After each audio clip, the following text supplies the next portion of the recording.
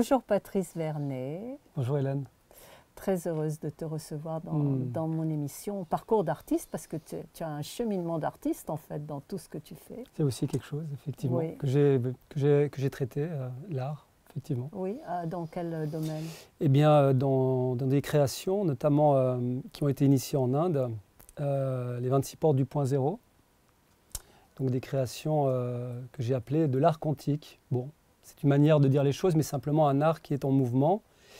Et j'ai même créé un espace qui s'appelait l'Inersas pour pouvoir approfondir cette relation, puisque finalement, on observe un tableau comme une création statique, alors qu'en réalité, c'est une dynamique entre la création et l'observateur. Donc c'était des tableaux? Ouais, c'était des tableaux qui étaient structurés donc à Varanasi, en Inde. J'ai créé la matrice avec ses 26 portes et qui terminait par la porte de l'unité.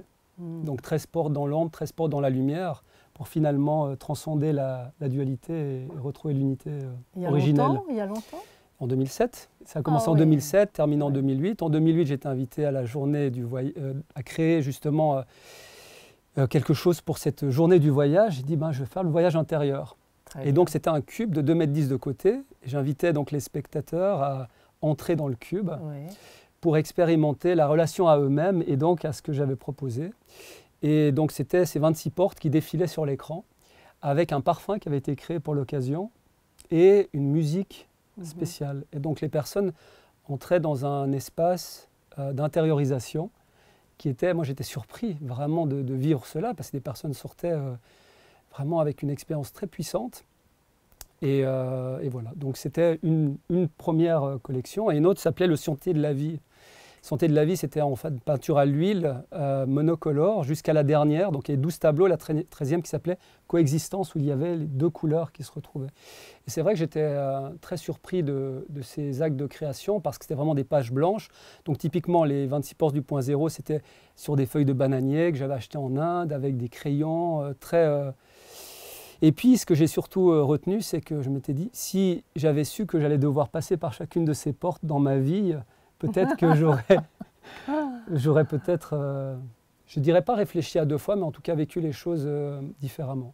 Voilà. Donc tu es passé par chacune de ces portes? Oui, absolument. Tu as écrit tout ça?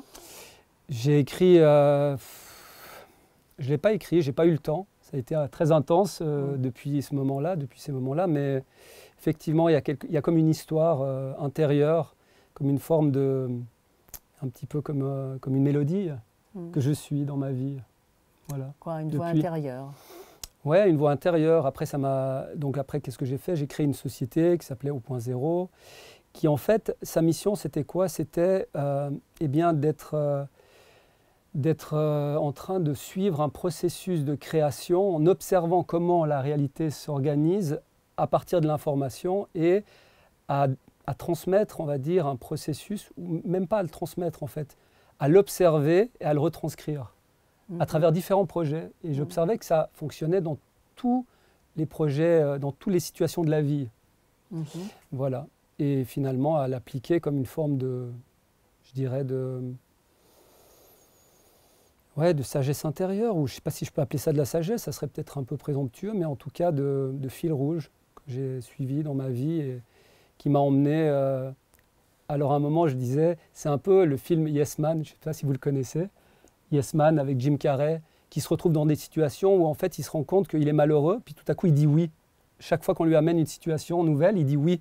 Et il se rend compte que c'est ce qui l'amène finalement vers le bonheur. Donc voilà. Ah, c'est beau ça. Ah, il faudrait que je le regarde. Ouais. C'est ça. D'accord. Et donc, tu continues, enfin, tu as transmis tout ça à travers des formations? J'ai fait deux expositions. Et puis, finalement, je pense que le plus important, c'était l'acte de création. C'était où ça? C'était à part en Inde? C'était en Suisse. En Suisse. Donc, ça a commencé en Inde, ça s'est terminé en Suisse. Et après, finalement, ça ne s'est jamais terminé. Comme j'évoquais tout à l'heure, cette mélodie intérieure qui m'a emmené justement à la découverte de beaucoup de choses. Oui. Mais notamment cette expérience, si je peux revenir sur les portes du point zéro, ça a commencé par une expérience au Pérou avec un chaman péruvien qui m'a initié à ce que lui appelle la médecine de la plante. Et la plante s'appelle la Madre Uni.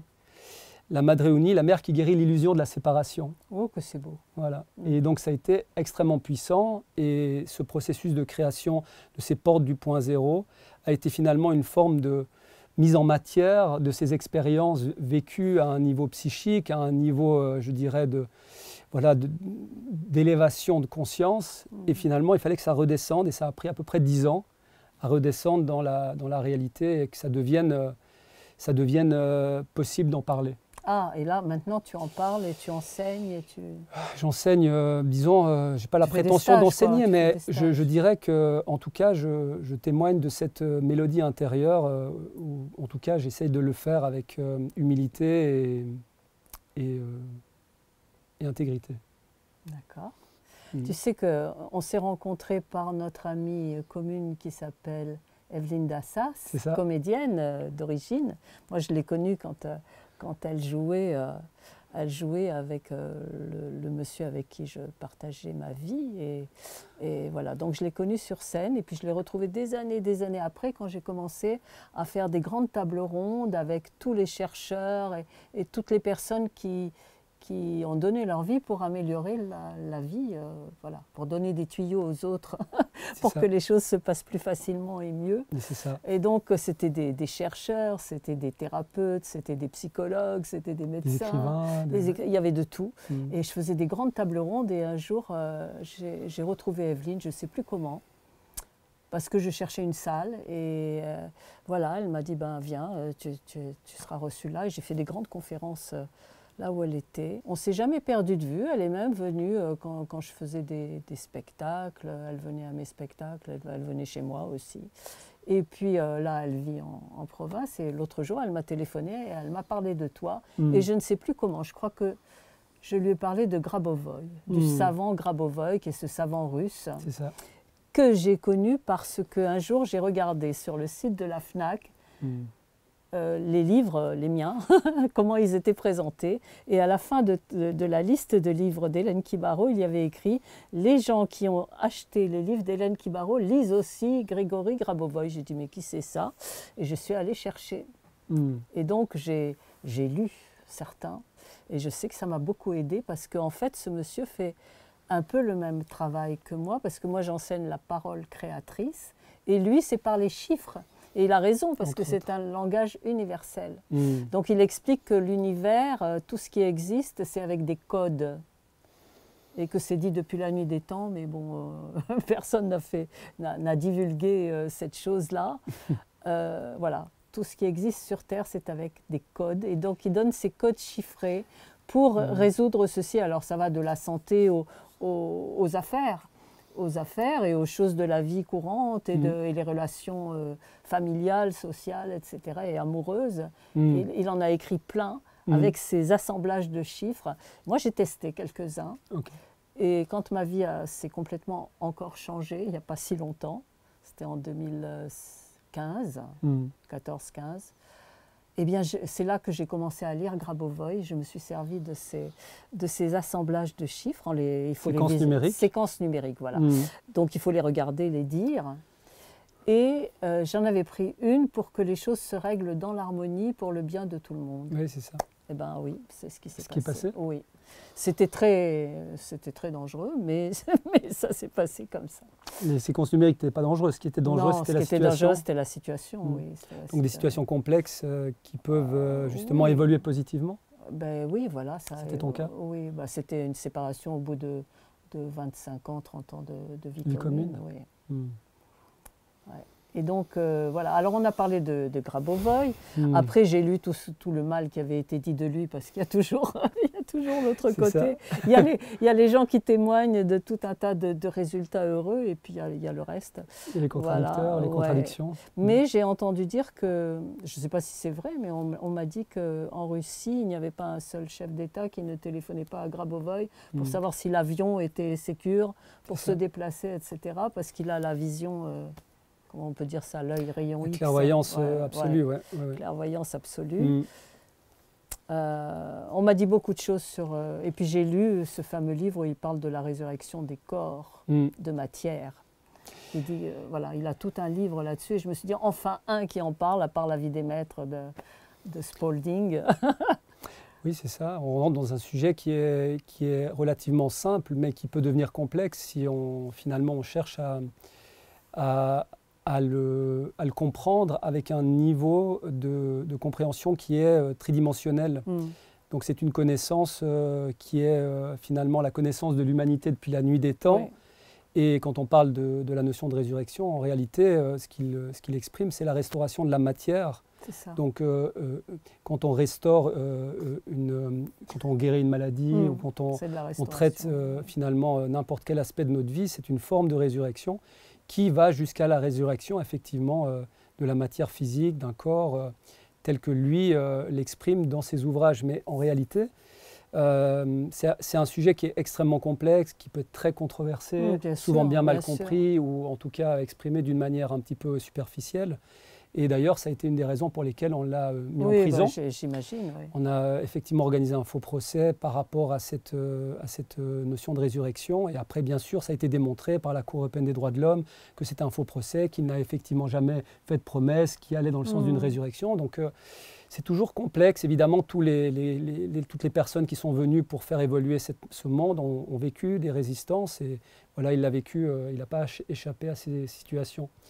Mais Hélène, tu voulais me poser une question ? Oui, c'est-à-dire que moi, cette histoire de résurrection des corps, on a eu un grand exemple, un seul, dont on a entendu parler, c'est le Christ qui avait fait son corps de lumière avant d'être crucifié, puisqu'il le montrait. Dans la Bible, on parle de transformer le corps d'humiliation en corps de gloire. Donc en réalité, des saints ont démontré qu'effectivement, des saints dans toutes les traditions, donc à la fois chrétiennes, mais aussi des traditions bouddhiques ou dans les traditions en Inde, on parlait de l'Inde juste auparavant. Donc en fait, ils se rendent compte que des corps, donc par exemple dans des situations de samadhi, on va retrouver des êtres qui n'ont pas mangé, qui ont vécu pendant 50 ans, qui ont des cheveux qui font 3 mètres et qui sont en fait physiologiquement toujours vivants et toujours en forme. Donc on rentre, et donc là avant on parlait de cinéma, donc il y a par exemple des réalisateurs, Pannalin par exemple, le réalisateur indien, qui traite en fait de la création de la lumière, qui traite des sujets très spécifiques, de la lévitation, des sujets qui sont un petit peu complexes à comprendre. Mais en Inde par exemple, il y a le Mahavatar Babaji qui est très connu dans la tradition du Kriya Yoga, qui en fait apparaît à ses disciples et qui est capacité de dématérialiser son corps, ce qu'on parle dans la vie des maîtres, que tu évoquais tout à l'heure. Oui, parce qu'il faut te dire que moi, j'avais demandé à la vie un signe, s'il fallait que je me mette vraiment à chanter, parce que moi, j'étais très heureuse comme je l'étais, je faisais un métier que j'adorais, c'était visagiste, voilà, c'était formidable. Mais pour chanter, il faut créer au moins un spectacle, il faut utiliser ces chansons. Et j'ai dit, bah voilà, si c'est ça que je dois faire, il me faudrait une année sabbatique. Nous étions à l'époque de Giscard d'Estaing. Et il y avait le chômage à 90%. Et j'ai dit, voilà, là, ce serait bien que j'ai mon chômage à 90% pendant 1 an, donc comme ça, je pourrais créer un spectacle et me mettre à chanter, parce que je ne voulais pas avoir la vie des comédiens que je côtoyais, qui ne savaient pas du jour au lendemain comment ils allaient vivre, etc. Et au lieu de ça, la vie répond, non, on te nomme directrice de la boîte pour laquelle tu travailles. J'avais 25 ans, 26 ans. C'était très tôt. Et je me suis retrouvée à diriger des garçons beaucoup plus âgés que moi. Enfin bon, c'était très...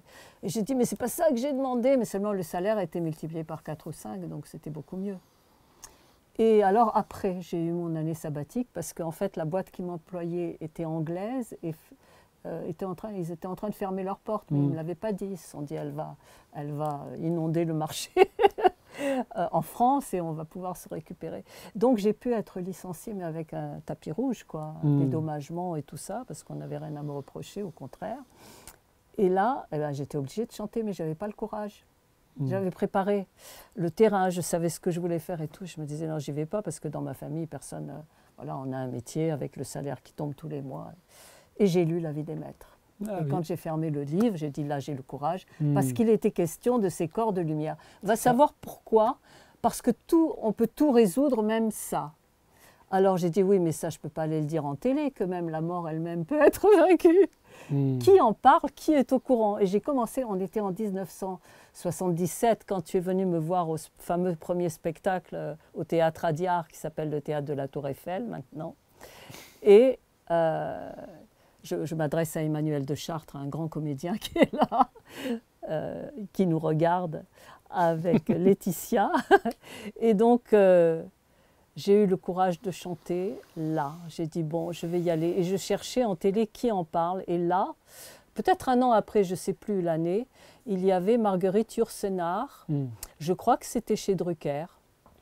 C'était l'après-midi en tout cas, peut-être un dimanche, certainement un dimanche. Et elle venait d'être reçue comme première femme à l'Académie française, entourée de tous les immortels dans leurs grands costumes. On les appelle les immortels, les académiciens.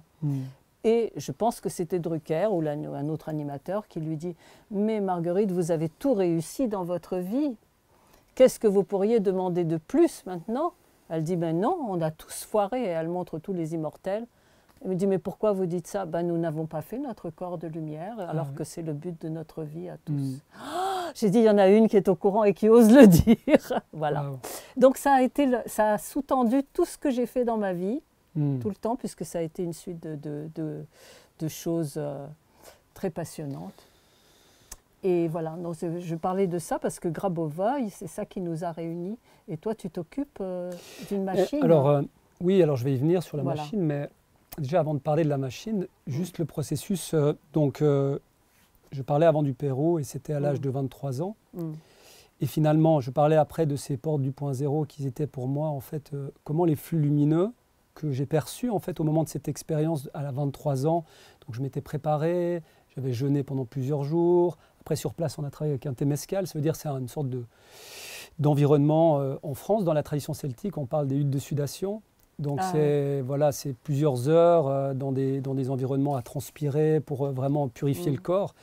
Donc vraiment une préparation très intense pour pouvoir justement ne pas vivre cela à la légère, mais c'est une vraie expérience profonde en fait de recherche. Et donc les réponses, quand on est sincère avec la vie, les réponses arrivent. Et donc ces réponses, elles étaient d'une puissance où toute la nuit, eh bien en fait j'étais dans une extase, dans une joie, dans une puissance de la vie vraiment qui était en contact avec toute la réalité et qui vivait en fait. Et le lendemain matin, donc, je vais voir le chaman qui m'a accompagné, parce qu'en fait, ce qu'il a fait, c'est qu'il m'a transmis la plante, puis après, il est parti dormir et il m'a dit, bah, débrouille-toi, quoi. Et puis, j'étais étonné de voir qu'en fait, en rentrant à l'intérieur de moi-même, finalement, eh bien, effectivement, il y avait une sorte de connaissance innée. Elle vient d'où? Ben, finalement, je ne savais pas à ce moment-là.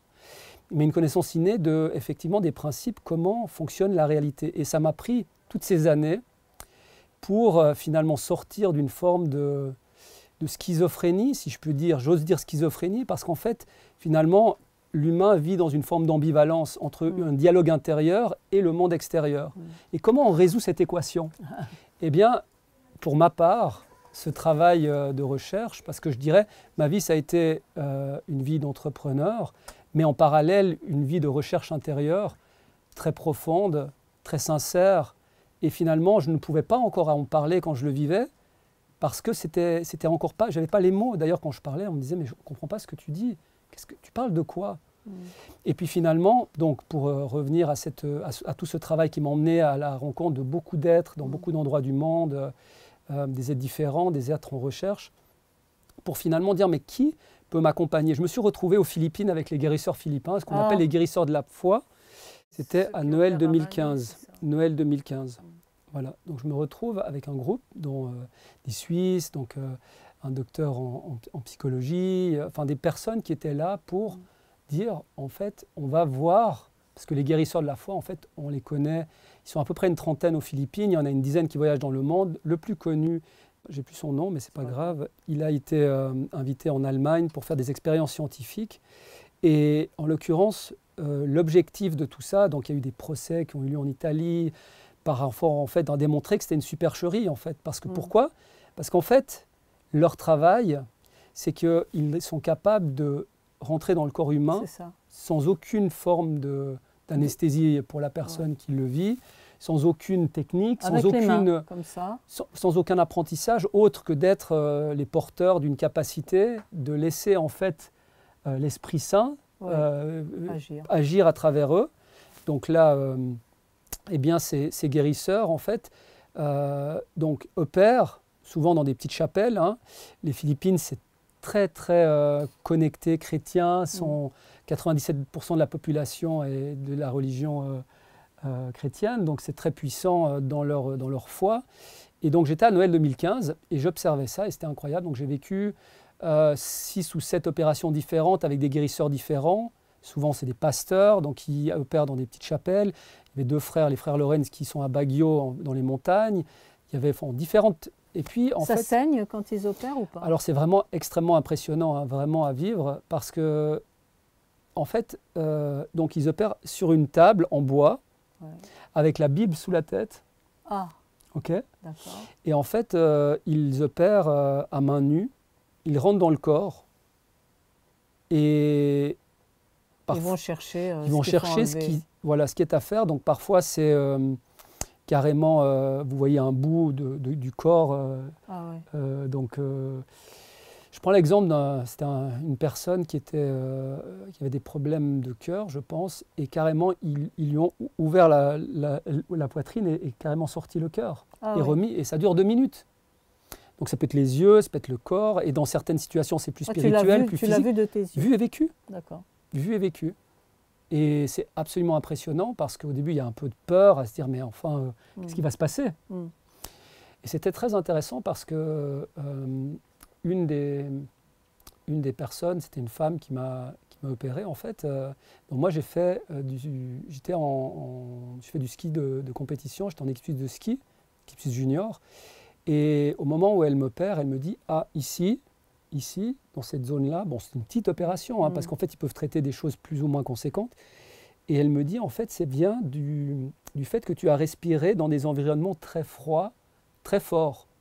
Et effectivement, le ski, on est en extérieur, il fait froid, et donc du coup, on respire. Et donc du coup, ici, il y avait une sorte de mucus qui s'était accumulé. Donc c'est à la fois sur des petites choses et des grandes choses. Et donc ces opérations sont très impressionnantes parce que c'est très simple, c'est dans l'humilité, il y a une sorte de joie, il y a un amour, il y a quelque chose de très... voilà, il n'y a pas du tout de chaud, ils ne se prennent pas pour... voilà, c'est très simple. Et puis finalement, ces expériences... m'ont amené vraiment à dire « Waouh, c'est extraordinaire ce qui se vit ici ». Et un des guérisseurs, justement un des frères Lorenz, qui avait, je sais pas, à ce moment-là, 70 ans, me dit, après 2 ou 3 opérations, sur plusieurs jours de suite, me dit « Est-ce que tu ne voudrais pas être initié pour devenir guérisseur ?» Puis là, je dis « Guérisseur, pourquoi il me pose cette question ?» Et puis du coup, je me dis « Bon, je vais poser la question à Dieu. » C'est-à-dire, quand je dis Dieu, il faut l'entendre vraiment dans la considération infinie d'une compréhension difficile à cerner. Qu'est-ce que Dieu? Qu'est-ce que la source? Qu'est-ce que finalement la vie? La vie. Voilà. Donc, voilà. Bon. Et donc je pose cette question. Et le lendemain, une femme vient vers moi et me dit « Est-ce que tu connais Grigory Grabovoï ?» Et je dis « Non, mais c'est qui ça? Un scientifique russe. » Il était une image d'un académicien, oui, en tout cas, voilà, avec son costume. Et je dis, mais c'est incroyable, il y a des codes, mathématicien, Et je prends son fascicule, elle me donne son fascicule, je vais dans mon bungalow et je dis la première séquence numérique. Et là, tout à coup, ça fait... Et il apparaît devant moi. Wow. Et il apparaît devant moi, ce que je n'avais jusqu'à ce moment-là jamais vécu dans ma vie. Et je fais, waouh! Et j'ai eu peur. J'ai eu peur et je me suis dit, mais qu'est-ce qui se passe? Qu'est-ce qui se passe? Bon, alors, les différents processus, les opérations, le niveau spirituel, les nettoyages font que j'ai déjà une sensibilité particulière, mais là, c'était encore renforcé. Et finalement, quand j'ai vécu cela, je sentais une connexion, comme si je percevais quelque chose d'un niveau qui, jusque-là, je ne le comprenais pas, en fait. Et donc, il y a cette première expérience avec les séquences numériques, pour revenir à ce que tu disais tout à l'heure, cette première séquence, et puis là je me dis, bon, je vais continuer pendant les prochains jours à répéter ces séquences et je vais voir ce qui se passe. Et je voyais en fait une sorte de lumière, donc par la vision spirituelle, je voyais une sorte de lumière blanche, différente des autres lumières, quelque chose de plus je dirais pur, quelque chose de plus... éthéré. De plus pur, je voyais les autres lumières qui mettaient un petit peu des dérivations vers du jaune, vers des choses plus colorées, plus sombres justement. Et là, c'était une lumière. Et en fait, je voyais une sorte de combat, ou en tout cas des forces qui empêchaient quelque chose de se passer. Et bon, à ce moment-là, je ne comprenais pas tout ce que je suis en train de dire. C'était ma première expérience pour revenir, comment ça s'est passé. Et donc, je me dis, bah là, il y a quand même quelque chose. Et après, je me retrouve à rentrer en Suisse. Et pas de nouvelles, pas de nouvelles, rien de plus. Et je vais en Angleterre, à Glastonbury, pour travailler sur la géométrie sacrée. Et là, c'était un travail sur le template, c'est-à-dire le design humain, comment nous sommes structurés à partir de la géométrie sacrée. Donc, il y a les solides de Platon, les solides d'Archimède, et il y a toutes les formes issues en fait, de ces différents solides, et qui structurent en fait, le design énergétique de l'être humain. Et donc là, je me retrouve en fait, dans un lieu. En fait, je réserve dans un bed and breakfast, et la femme qui tient ce bed and breakfast m'appelle juste avant ce travail, et elle me dit, écoute, j'ai plus qu'une chambre, mais dans cette chambre, en fait, il y aura une femme, et cette femme, en fait, eh bien, elle est d'accord, si toi tu es d'accord, de dormir dans la même chambre. Donc les lits étaient séparés, elle dit, est-ce que tu es d'accord? Je dis, bah, moi, si elle est d'accord, oui, il n'y a pas de problème. Enfin, je veux dire, un homme, une femme, il n'y a pas de problème de vivre dans un environnement comme ça, une certaine promiscuité. Et donc, du coup, j'arrive, je la vois, et elle me dit, tu sais, j'ai fait un séminaire il y a 3 mois, et j'ai entendu, il faut que tu ailles à Glastonbury, c'est important, tu vas rencontrer quelqu'un, et il faut que tu y ailles. Et donc, elle me dit ça, et elle me dit, bien écoute, je t'amène les livres de Grigory Grabovoy. Ah, ça continue. Voilà. Et donc, du coup, je dis, bah, c'est incroyable quand même cette histoire. Moi, j'ai rien demandé, mais là, du coup, ça revient. Et là, en fait, ça m'a emmené à faire un premier séminaire où là, clairement, Grabovoy est venu parler pendant 13 minutes en live. Donc, c'est la première fois que je le voyais en train de s'exprimer. Et quand il s'est exprimé, j'étais assis sur la chaise, je me rappelle. Et quand il parlait, je voyais ce qu'il disait. C'est comme si le film se déroulait devant mes yeux. Et là, je dis, wow, c'est extraordinaire. Et je me sentais sur ma chaise en train de... Comme si ça m'orientait dans une certaine direction. Et c'était mon intention, parce que fondamentalement, quand j'ai vécu ces expériences aux Philippines, j'ai dit à Dieu, je reviens là-dessus, mais c'est quoi la direction? Donc après, la réponse, elle vient. Chemin, donc, et donc, quand elle vient, la réponse, ben, on ne dit pas... il faut y aller. Non, c'est pas... Écoute, tu n'as pas tout à fait bien compris, j'aimerais quand même une autre direction. Ouais. Voilà. Et donc là, cette rencontre s'est faite. Cette deuxième expérience m'a emmené effectivement à approfondir donc, la transmission, ce qu'il propose. Et ce que j'ai observé, c'est que mon corps, au départ, je ne pouvais pas vivre dans mon... En fait, malgré le fait que j'ai fait du sport de compétition, malgré tout ça. Après, j'ai eu un grave accident. Donc ça a été un chemin à la fois du sport... presque au handicap total, donc je me suis retrouvé avec un corset pendant plusieurs mois, donc de sportif d'élite à handicapé, et puis finalement à rentrer dans ce qu'on appelle parfois la nuit noire de l'âme, c'est-à-dire quand finalement tout s'effondre, toutes tes références, tout ton monde, qui tu es, qu'est-ce qui se passe? Moi j'ai eu de la chance parce que j'ai fait du sport d'élite, mais j'ai travaillé en sophrologie depuis l'âge de 14 ans, et notamment avec un médecin qui s'appelait le docteur Raymond Abrezol, qui a accompagné beaucoup de médailles olympiques, de sportifs. Et en fait, je vis des expériences tellement fortes parce qu'il m'a appris donc, les 5 Tibétains, il m'a parlé de Hama. Donc j'ai déjà, à cet âge-là, c'était un peu plus tard, je l'ai rencontré. J'ai commencé à 14 ans avec une personne qui avait été formée par lui. Et à partir de 15-16 ans, j'ai travaillé avec lui. Et c'était extraordinaire parce que je vivais dans mon corps des expériences tellement puissantes qu'au lieu de me faire aller dans l'approfondissement du sport, ça m'a ouvert des portes qui font que le sport était finalement plus si important pour moi. Parce que c'était une forme de, je ne sais pas, une recherche de liberté, le sport, une recherche de, peut-être de, voilà, d'autres choses. Donc c'était le ski de compétition. C'est ça.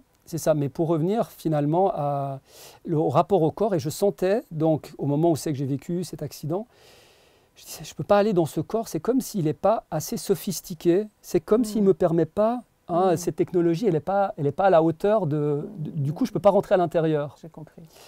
Et je pense qu'après avoir observé, c'est que finalement, ce que nous vivons en tant qu'être humain, en fait, nous sommes tellement plus que ce que nous pensons être, que notre corps, quand on commence à le vivre de l'intérieur, on commence à vivre une sorte d'extase dans le corps qui nous rapproche de ce qu'on appelle parfois le paradis dans le corps physique. Et ces niveaux-là, il faut en faire l'expérience. Il faut en faire l'expérience dans son corps. Et c'est une expérience qui est à la fois intellectuelle, qui est spirituelle, qui est matérielle, tangible. Et donc voilà, je peux maintenant parler de la technologie. Les états béatifiques, ça s'appelle. Exactement, les états béatifiques. Et donc, est-ce que tu avais une question? Parce que sinon, je peux enchaîner sur la technologie. Continue Grabovoi, puisque c'est ça. Peut-être que ce que je peux faire, c'est prendre la technologie, parce que comme ça, on va comprendre, ou en tout cas, ce qui me tient à cœur, c'est pas une expérience conceptuelle, intellectuelle seulement, c'est vraiment devenu une expérience matérielle, et la technologie que Grabovoi a développée. Oui. Donc, Grabovoi a développé la loi de la synthèse des ondes, qui est finalement la grande réponse à la question scientifique. C'est quoi la théorie du tout? Est-ce qu'il est possible de résoudre la question qui finalement relie la physique quantique à la réalité? Et est-ce qu'il y a une possibilité, avec des équations d'un genre nouveau, de réunir finalement ce qui n'a encore jamais été fait? Donc Erwin Laszlo, par exemple, parle, donc du Club de Rome, parle en fait de ce niveau scientifique. Il y a des scientifiques comme Nassim Haramein qui parlent sous certains aspects de certaines découvertes, la masse du proton, enfin bon, certains aspects de la science, mais ce que Grabovoi amène, et je vous invite vraiment à aller vous documenter, et sur le site notamment dont je vais parler, qui est le site www.prk-1u.com, où il y a des explications en fait sur les équations de Louis de Broglie, sur les équations justement, les travaux de scientifiques au fil des années qui ont amené à une forme de compréhension de ce qu'est la physique quantique dans la tête des gens, parce qu'il y a beaucoup de fantasmes, et je pense que c'est complexe, parce que finalement, on en arrive à devenir le responsable complet et absolu de sa propre réalité. Mais en tant qu'être humain, on ne veut pas, évidemment, le devenir. Il s'appelle comment ton dispositif? C'est le dispositif que Grigory Grabovoi a développé. Donc, pour expliquer un petit peu l'homme Grigory Grabovoi, donc ce dispositif qui est le PRK1U, ici c'est le PRK1UM, c'est la version, on va dire, complémentaire au premier dispositif PRK1U qui est apparu en 2018 sous sa forme physique. Ici on a le dispositif qui apparaît maintenant, donc on est dans la phase qui est en réalité une technologie optique. Et donc ça veut dire, qu'est-ce qui est là de révolutionnaire ce dispositif?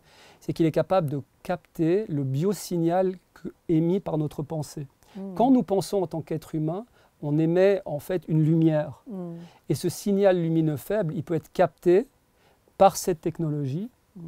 Ensuite, il y a un système cristallin intérieur qui va normaliser la pensée, qui va faire en sorte que cette pensée, qui est souvent agglutinée de plein de choses qui ne sont pas à la norme, c'est-à-dire qui sont déviées par la conscience collective, par tout le système, en fait. Donc il y a un système qui va faire en sorte de normaliser cette pensée, l'amplifier et la retourner à l'utilisateur. Donc en fait, ce qu'on apprend, c'est à devenir responsable de nos propres pensées. Ouais. Et donc c'est un processus éducatif. Bien sûr. Et cette éducation, c'est une éducation nouvelle, parce que quand l'être humain comprend que quand il pense et qu'il agit d'une certaine manière, et qu'il du coup vit des conséquences de ses propres pensées, bien finalement il commence à se conformer aux lois universelles. Et donc c'est un accélérateur pour permettre à l'humanité de faire de moins en moins d'erreurs, parce qu'on en a fait effectivement un certain nombre, mais peut-être on peut dire que depuis que la bombe nucléaire a été développée, ou en tout cas la fission nucléaire et la compréhension finalement qu'on peut, et ça continue en fait, ça continue aujourd'hui avec l'accélération par exemple à Genève, puisque je suis suisse, et on est tout simplement en France, et donc il y a ce grand collisionneur dont on parle, mais à un certain moment je vivais une émotion toute particulière, parce que la conscience que quand on fait s'exploser des particules entre elles, à une échelle, même si elle est microscopique, les conséquences sont énormes. À l'autre bout de l'univers, on les vit sans les percevoir, on les vit. Donc l'humanité, et quand on fait, à l'époque on faisait exploser des bombes nucléaires, on le fait toujours en sous-sol, sous les différents atolls, ici pour la France ou bien pour tous les pays du monde, en fait les conséquences sont énormes, mais on pense que nous ne générons pas de conséquences.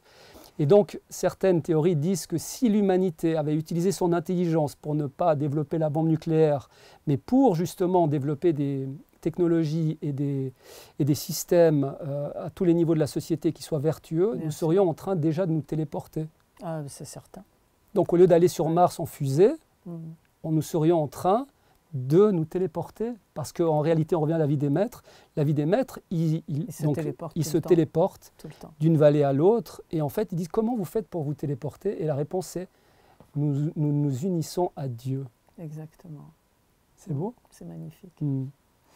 Donc voilà cette technologie qui est basée sur les travaux scientifiques. Donc tout ce qui est dit, en fait, cette technologie a fait l'objet d'un dépôt de brevet aux États-Unis en 2019. Et le brevet vient d'être validé en novembre 2024.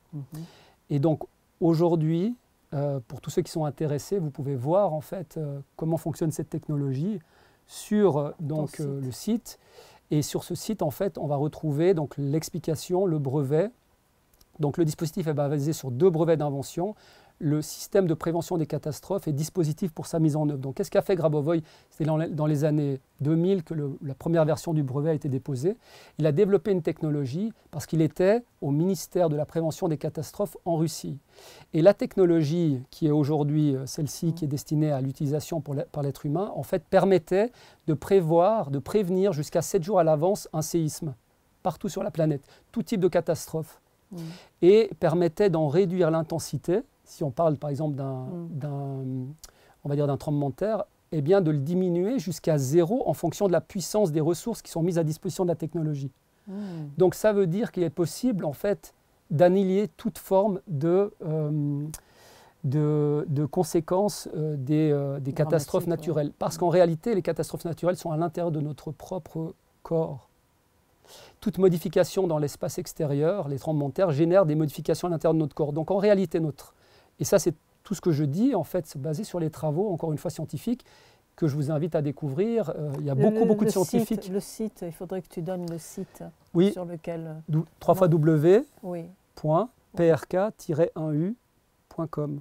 Sur ce site, on parle donc de la partie scientifique dont je viens de parler, on parle des brevets, on parle de tout ça. Et en réalité, ce qui est, je trouve fascinant, c'est ce brevet dont je viens de parler qui, imaginez-vous, donc Grabovoi a même donné la technologie, comment faire en sorte que ces catastrophes puissent apparaître sur un écran de télévision et permettent donc aux personnes qui sont dans une zone touchée eh bien, de prendre les mesures pour ne pas être touchées.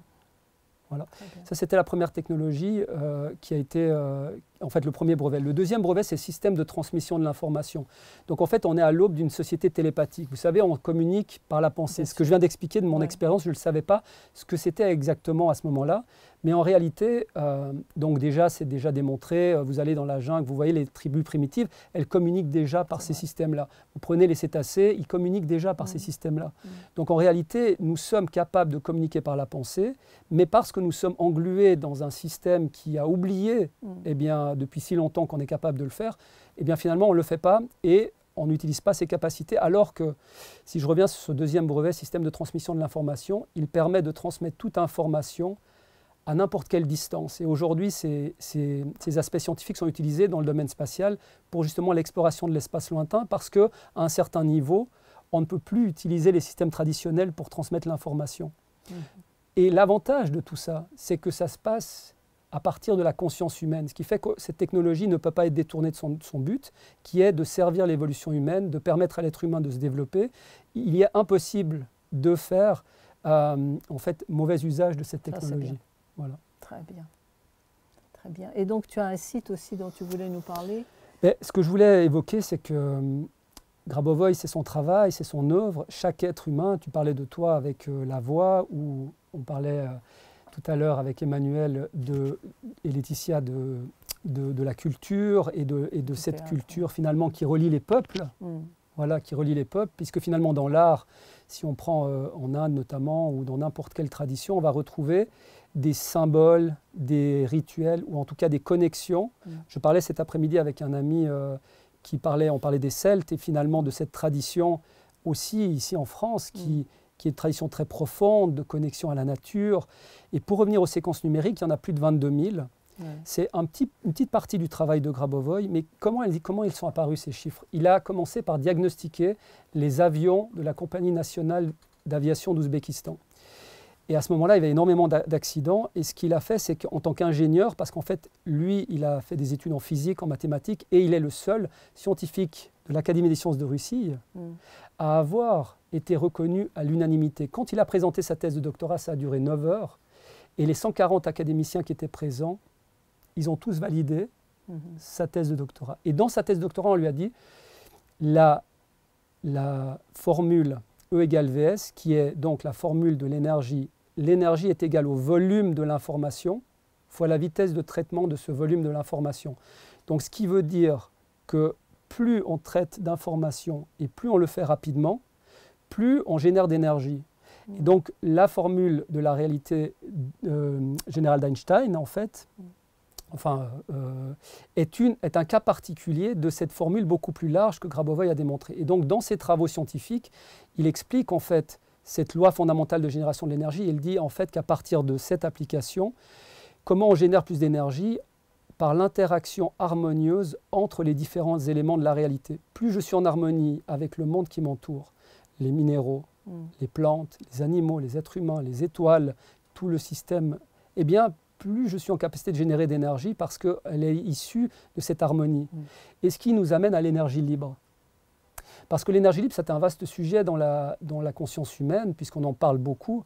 Mais en réalité, l'énergie libre ne peut apparaître qu'à partir du moment où la conscience humaine est libre. Parce que sinon, il y a toujours une récupération d'énergie à quelque part. Donc voilà ce que je pouvais dire sur cette partie. Et dans les travaux de Grabovoi, on va retrouver comment on mesure le temps sur d'autres systèmes planétaires. On va retrouver les aspects, je viens de parler de téléportation, il évoque qu'à partir de 2027, la vitesse de calcul des supercalculateurs va nous permettre de faire des premières téléportations jusqu'à 5 minutes dans le temps. Mais là, quand je parle, on sait déjà qu'on est capable de téléporter de l'information, on est même capable de téléporter des objets, on le sait. Simplement, c'est une question de comment est-ce qu'on est capable de respecter l'harmonie du monde en le faisant. Parce que qu'est-ce qui se passe si on téléporte une information, tout comme quand on fait exploser une bombe nucléaire en sous-sol, qu'est-ce qui se passe réellement? Quelles sont les conséquences? Voilà. Parce qu'est-ce que je vais utiliser cette capacité pour des intérêts personnels? Voilà. Donc voilà les deux brevets d'invention qui sont basés, sur lesquels sont basés ce dispositif. J'ai eu une information il y a quelque temps, disant qu'on a eu un temps très plombé quand même ces derniers mois. Un temps météorologique, tu veux dire? Oui. Pas de soleil, c'était gris dès le matin, etc. Ça a duré assez longtemps. Et voilà, l'information que j'ai eue par intuition, c'était que c'était les pensées des gens qui étaient très lourdes, qui influent sur le climat. Ben, c'est intéressant parce que finalement, si on reprend à l'analogie de se dire que de notre corps, toute la réalité extérieure est l'image de ce qui se passe à l'intérieur, nos pensées, effectivement, polluent à quelque part. Et donc l'image de la pollution, d'ailleurs c'est intéressant de travailler sur une technologie de dépollution de l'air qui est fondamentalement une technologie de dépollution aussi de nos propres pensées. Ou alors, quand on est conscient de nos pensées, c'est logique qu'en parallèle, on prenne soin de l'air, on prenne soin de l'eau, on prenne soin de tous les éléments qui nous entourent. Voilà, c'est un vaste sujet. Donc, toi, tu es le porte-parole de Grabovoi. Je ne dirais pas que je suis le porte-parole parce qu'en réalité, je pense que chacun de nous, finalement, on est le porte-parole de nous-mêmes. Et ce que je veux dire par là, c'est que nous avons au fond de nous, Grabovoi, il dit une phrase que j'aime beaucoup, il dit « Dieu est présent dans chaque action correcte ». À l'intérieur de nous, de chaque être humain, il y a une norme, quelque chose qui nous dit « là, j'agis de la bonne manière ». Et des fois, on n'agit pas de la manière dont on ressent, mais bon, on apprend, et donc on fait des compromis. Et après, on se dit, bon, il y en a marre de faire des compromis parce que c'est douloureux après, donc j'arrête d'en faire, ou j'en fais de moins en moins. Mais donc cette notion-là, pour revenir à ce que je peux dire, c'est que c'est mon vécu, mon expérience très authentique, très sincère d'une vie vécue à la recherche de quelque chose de profond et qui est fondamentalement l'âme humaine. Donc juste peut-être pour revenir sur Grabovoi, il explique en fait que comment la réalité fonctionne à partir des 4 structures fondamentales de l'être humain que sont l'âme, l'esprit, la conscience, le corps physique. Et il y rajoute une 5e qui sont les sentiments, que tout est créé à partir de l'amour, on le dit en théorie. Mais comment finalement on peut le vivre, puisque ce n'est pas l'amour humain ou cet attachement, c'est vraiment un amour qui est universel et qui finalement transcende. Et par cet amour, on peut avoir accès à la connaissance. C'est déjà un préalable pour donc, la conscience, mais la conscience, on ne peut pas monter en conscience, on ne peut pas développer la conscience sans cette notion d'amour, sans ce sentiment d'amour. Donc cette notion de comment fonctionne la réalité, en tout cas, était pour moi absolument extraordinaire de le vivre. Et donc à partir de ce moment-là, pour moi, c'était évident de co-construire, de coopérer avec Grabovoi pour amener ce message dans le monde. Et lui, il a vécu des années extrêmement difficiles parce que je parlais avant de ce qu'il a vécu en tant que scientifique, où il a été reconnu à l'unanimité, il était au gouvernement, et à un moment, en fait, il s'est présenté aux élections présidentielles avec un programme absolument extraordinaire, où par exemple, premier point, c'était suppression de toutes les armes. Bah oui, bien sûr. Voilà. Désarmement. Voilà. Moi, j'ai travaillé pour la Semaine mondiale du désarmement. Voilà. Donc en fait, imaginez-vous ce que ça veut dire à cette époque-là, dans un pays comme la Russie, en fait, d'arriver avec une intention qui soit aussi profonde, aussi noble. Et puis donc la deuxième, c'était une forme de rétribution de 10% du PIB soit destinée en fait à faire en sorte que le système de la société serve le bien-être collectif. Bien sûr. Voilà, et tous les différents points. Et donc c'est absolument extraordinaire d'avoir un programme de ce niveau-là, parce que c'est ce qu'on attend d'un système, voilà, sans, parce que ça peut faire bouger beaucoup de lignes, ce que je suis en train de dire, et j'en suis conscient. Mais encore une fois, je pense que chaque être humain, au fond de lui-même, il a envie de vivre dans une forme de vérité, dans une forme d'harmonie. Et pourquoi attendre? Pourquoi attendre une catastrophe? Pourquoi attendre que ça soit trop tard? Donc, par rapport aux catastrophes, aujourd'hui, cette technologie, je prends l'intelligence artificielle qui est un grand débat aujourd'hui. On parle des évolutions des IA, on parle de l'alignement des IA, on parle des enjeux vraiment qui sont devenus... Enfin, chaque jour, aujourd'hui, on a une vitesse de calcul qui est décuplée et les enjeux, en fait, ne sont pas connus. L'humanité ne sait pas finalement vers quoi elle va. Donc Grabovoi, pour résoudre en fait et amener cette technologie dans le monde, c'est plus de 20 ans de travaux de recherche. Donc je vais parler de la loi sur la synthèse des ondes, mais c'est un travail absolument extraordinaire qui l'a emmené en fait à percevoir le fait que cette technologie va permettre à l'être humain de prendre la responsabilité de son propre futur. Et si vous allez sur le site que j'ai évoqué, il explique en fait que depuis le Big Bang, l'être humain en fait, donc le créateur a généré une impulsion qui a donné vie à toute la création, mais qu'ensuite la responsabilité est conférée à l'être humain de prendre soin et que notre conscience humaine, c'est à nous finalement d'assurer l'élargissement permanent de la réalité. Donc quand on dit le soleil va s'éteindre dans 5 milliards d'années, ou qu'on dit dans 10 ans on va traverser un nuage radioactif qui va impacter la Terre, ou qu'on dit dans quelques années il y a une météorite qui va impacter la Terre, Grabovoi explique en fait qu'on peut par la conscience piloter les objets extérieurs, y compris des météorites, tout niveau de la réalité. Et donc on est aujourd'hui en train d'apprendre, et c'est pour ça que c'est une technologie éducative, qui est donc Grabovoi, sa première formation qu'il a donnée à l'époque, il donnait donc aux spécialistes de prévention des catastrophes en Russie, il donnait des formations qui a été donc fait l'objet d'un enregistrement à l'UNESCO pour permettre en fait à ces spécialistes de considérer le niveau spirituel autant que le niveau technique. Et je reviens sur les séquences numériques. Comment il a commencé ce travail? Il a commencé à travailler sur les avions en Ouzbékistan. Il a commencé en fait à diagnostiquer et à percevoir qu'avec justement des séquences numériques, il était possible de rétablir l'information. Donc il observait par exemple un moteur ou un avion, il disait « Ah, le moteur là va avoir un problème à tel endroit ». Et chaque observation a fait l'objet d'une confirmation par les ingénieurs, par les pilotes, par les personnes en fait, qui étaient concernées. Ensuite, il a fait des pronostics dans le domaine politique, dans le domaine financier, dans le domaine économique, dans le domaine médical. Donc tous ces travaux ont fait l'objet d'enregistrements par des notaires et tout cela est disponible dans un ouvrage qui s'appelle, en 3 volumes, qui s'appelle « Pratique du contrôle, chemin du salut ». Ça veut dire quoi? Contrôler par la conscience nos pensées, nos actes. C'est le chemin qui va nous emmener vers finalement une vie illimitée. Et sur l'intelligence artificielle, ce que je voulais dire, c'est qu'il dit simplement que l'intelligence artificielle doit être contrôlée par les mathématiques. Et cette technologie vient aider l'être humain à prendre conscience des enjeux. Est-ce que finalement la voie que nous suivons aujourd'hui, donc j'ai parlé avant du nucléaire, mais aujourd'hui l'intelligence artificielle, la robotique, est clairement un enjeu énorme. Est-ce que demain nous serons capables de différencier l'humain du non-humain? Est-ce qu'on est capable finalement, et Grabovoi dit que dans le futur, parce que là on est finalement en 2025, mais on voit à la vitesse que ça se développe, 2026, 27, 30, et dans 50 et dans 100 ans, qu'est-ce qui va se passer? Il dit que dans le futur, la capacité des technologies de répandre dans le champ d'information de l'information génère une complexité énorme. Donc Grabovoi, il a, à partir du futur, traité des complexités que nous devons résoudre en tant qu'humanité pour finalement emmener une technologie et permettre à l'être humain de se développer une voie libre pour son propre futur. Par exemple, quelque chose qui n'est pas connu de Grabovoi, c'est qu'en 2002, il a parlé de ce qui s'est passé pour le Covid. Il a dit en 2002 qu'il était nécessaire de signer des traités de non-prolifération des armes bactériologiques entre la Russie, la Chine et d'autres pays, et qu'en réalité, on pourrait arriver à des situations où finalement ces virus, en connexion avec la diminution de la couche d'ozone, peuvent muter et devenir totalement incontrôlables. Donc en fait, sa capacité de clairvoyance lui permet de voir des conséquences comme ça à 20 ans, à 30 ans, à 50 ans, à 100 ans, et de les traiter en avance. Et c'est pour ça que dans cette technologie, même si ça paraît complètement extraordinaire, eh bien on retrouve en fait tous ces calculs. Et donc qu'est-ce que cette technologie? Eh bien elle nous permet de développer notre conscience. C'est un accélérateur d'évolution par le développement de la conscience. Et aujourd'hui, donc, il y a des universités, il y a des gouvernements dans le monde qui travaillent avec Grabovoi, et on va voir de plus en plus ces technologies arriver et dans des lieux de développement où on retrouve en fait des environnements spécifiquement développés pour accélérer l'assimilation de l'information.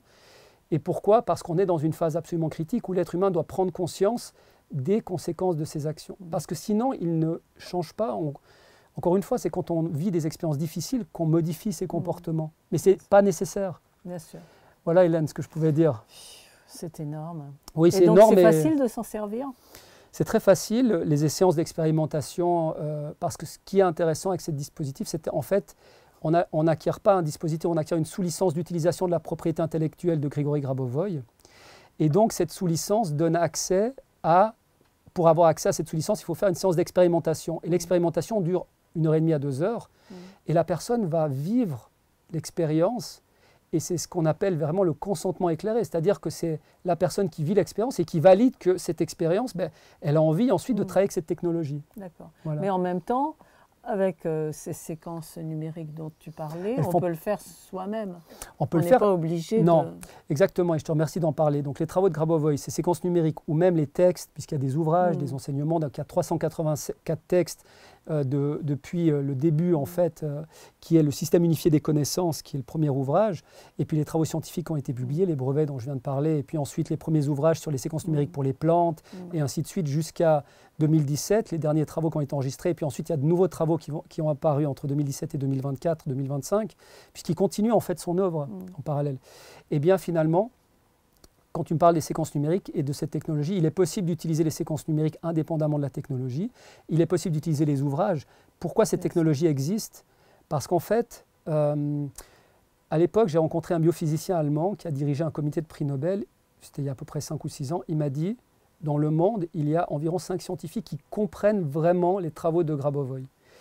Et comme on parle de travaux qui sont à la fois physiques et spirituels, pour arriver à faire le pont entre les deux, il est nécessaire d'élever sa conscience. Donc cette technologie, elle vient aider tous les niveaux de la réalité, finalement, à monter en conscience. Donc elle n'est pas indispensable, même si Grabovoi me l'a dit en 2017, il a dit, chaque être humain, il a dit cette phrase, il a dit, chaque être humain devrait avoir accès à ces dispositifs. Et c'est un enjeu d'évolution de la société pour faire en sorte que notre niveau finalement, de vécu complexe, difficile, soit réduit au minimum. Voilà. Et pour que tout le monde soit heureux. C'est ça, exactement. Magnifique, magnifique. Ben écoute, tu as encore beaucoup à dire, je pense, sur tous ces sujets, il faut que tu reviennes. Avec grand plaisir, merci Hélène. Dès que tu passes à Paris, tu m'appelles et on fait la suite. Oui, on fait la suite. Tu sais, vraiment, tu me disais avant, est-ce que tu es le porte-parole? Non, vraiment, ce qui me tient à cœur, c'est... Ma vie a été très intense, avec des complexités. J'ai des personnes autour de moi, des proches et tout, qui ont vécu des moments difficiles.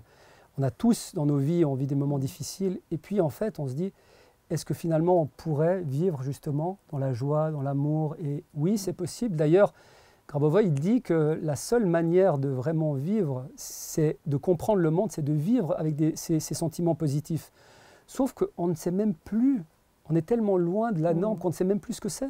J'adore quand tu dis la norme. Ouais, en fait, c'est le plan divin, la norme. La norme du Créateur, c'est ça. C'est quelque chose qui est en nous et que nous ressentons. C'est ça. Et plus on suit ce programme, et plus on va vers la joie, parce que c'est notre âme qui est aux commandes. C'est ça. Les vérités du plan divin. Est-ce que je devais te poser une question? Non. Quand tu as chanté, quand tu as senti que, par exemple, tu devais chanter, qu'est-ce que tu as ressenti? Qu'est-ce qui te disait que tu devais chanter? Mais je chantais depuis toute petite, moi. C'est voilà, à 8 ans, je crois que c'était à 8 ans, on m'a mise à la chorale de l'école en Tunisie et ils m'ont mise soliste tout de suite. Et alors moi, ça m'a beaucoup plu parce que c'est comme si tu avais un orchestre. Et voilà, et je me suis dit, c'est là que je me sens bien. C'est vraiment ça que voilà, mais ça se disait pas. On dit pas, je veux être chanteuse, c'est pas un métier. Voilà. Donc ça a été beaucoup, voilà, et je chantais tout le temps. Est-ce que tu te souviens quand est-ce que... J'ai écrit très vite. À 4 ans, je fais. Tu étais déjà en train de faire. Je créais des mélodies à 4 ans et à partir de 8 ans, les textes. Est-ce que tu te souviens le moment où tu as pris la décision de passer, quand tu parlais avant de, tu sais, qu'est-ce qui t'a donné cette impulsion? J'écrivais de plus en plus de chansons, je les trouvais très bien.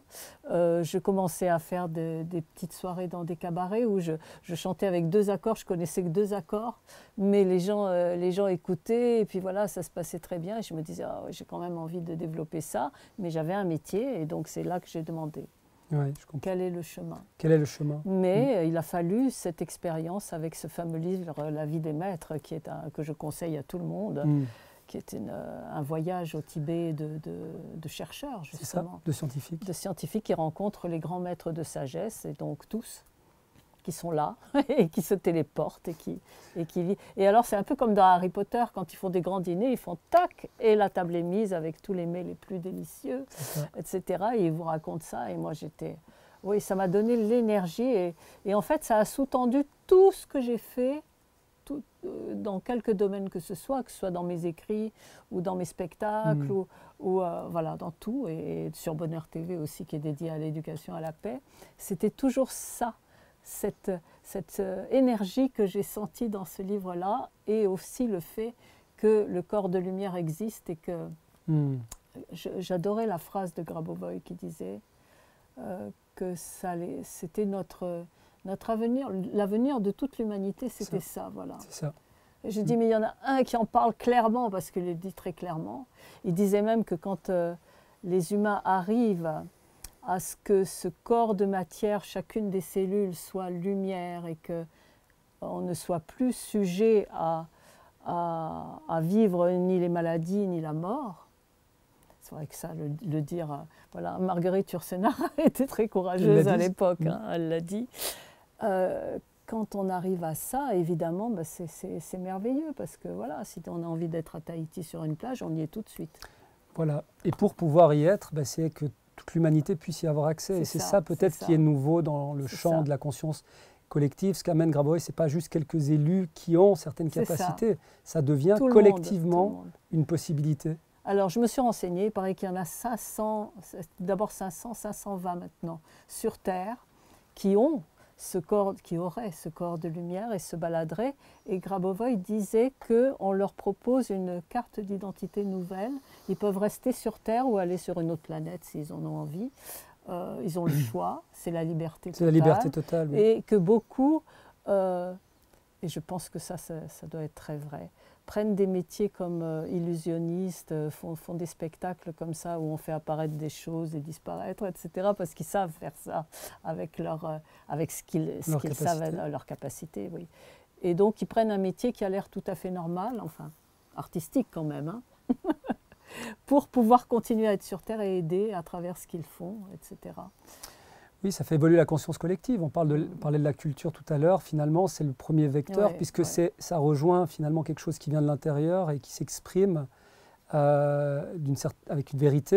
Et finalement, plus l'artiste qui transmet dans sa transmission pure, et plus finalement elle rejoint le monde. Donc, merci aux êtres qui transmettent cette culture, parce que ça a permis de maintenir un certain espoir dans la nature humaine pour arriver justement maintenant à parler de sciences qui vont amener des solutions concrètes. Encore une fois, Albert Einstein a dit, puisqu'on voit qu'il y a des problèmes, parler de la météo, on parle de différents sujets, dit on ne résout pas une problématique avec une solution du même niveau. C'est ça.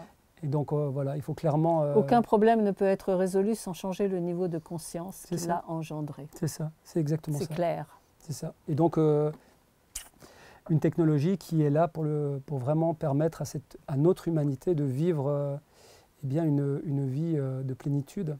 Et pour revenir sur le corps physique, tu parlais de la vie des maîtres, ils vivent 800 ans, à peu près 600-800. Il n'y a pas de limite en réalité dans les travaux que Grabovoi a fait. Il démontre vraiment l'immortalité de l'homme à partir de cette loi fondamentale de génération de l'énergie E = Vs. Donc il n'y a pas de limite de temps, en l'occurrence. Oui, Et il dit c'est très difficile d'imaginer ce qu'un être qui a ces capacités peut vivre. Voilà. Ouais, c'est sans fin, hein, ce que l'on pourrait dire dans ces sujets, et c'est bien qu'on en parle maintenant.